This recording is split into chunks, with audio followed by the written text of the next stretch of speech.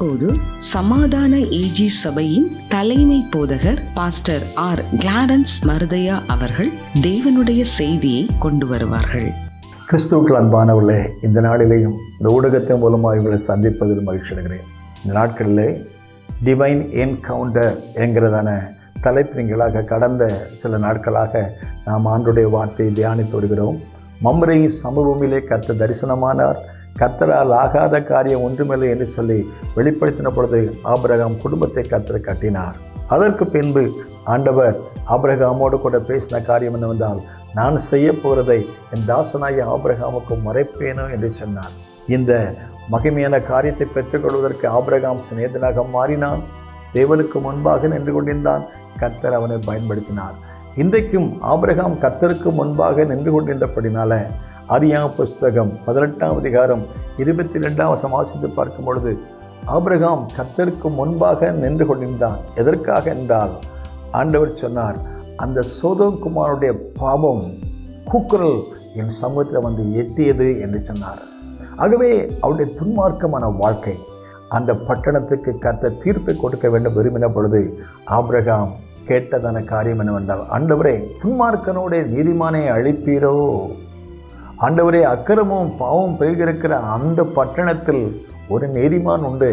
He was pleading for his grace. அவருடைய கிருபைக்காக, அவருடைய தயவுக்காக he was standing in the gap. அருமையான தேவனுடைய பிள்ளைகளே, தேவனுடைய சித்தமும் தேவனுடைய திட்டமும் தேவனுடைய இரக்கமும் நமக்கு கிடைக்க வேண்டுமேனால் நாம் கர்த்தருக்கு முன்பாக நிற்க பழகுவோம். ஏனால் நாம் மனுஷருக்கு முன்பாக நிற்க வேண்டிய அவசியம் இல்லை.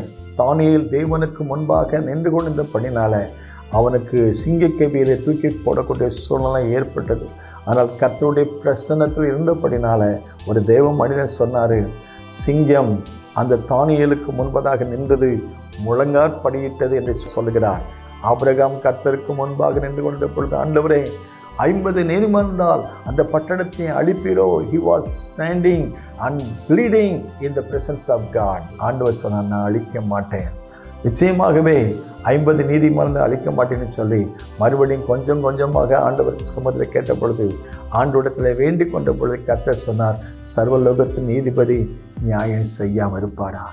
இந்த நிகழ்ச்சியை கவனிக்கிற அருமையான தேவனுடைய பிள்ளைகளே, அவர் அன்பின் தேவனும் இரக்கத்தின் தேவனும் நீதி உள்ள நியாயாதிபதியாக இருக்கிறபடினால இந்த பூமியில உங்களுக்கு நியாயம் இல்லாமல் இருக்கலாம், நியாயம் கிடைக்காம இருக்கலாம். உங்கள் சூழ்நிலையில ஒருவேளை தொழிலில் நியாயம் கிடைக்காம இருக்கலாம், அல்லது குடும்ப வாழ்க்கையில் நியாயம் கிடைக்காம இருக்கலாம். சில சமயங்களில் அநீதியான ஒரு சூழ்நிலை சந்திக்க வேண்டியது இருக்கலாம்.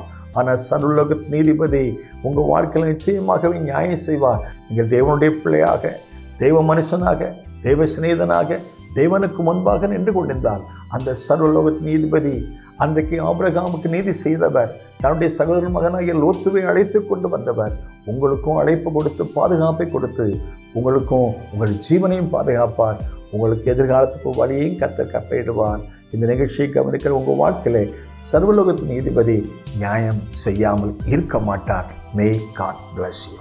பூமியிலே சமாதானமும் நிதியமும் உண்டாகட்டும்.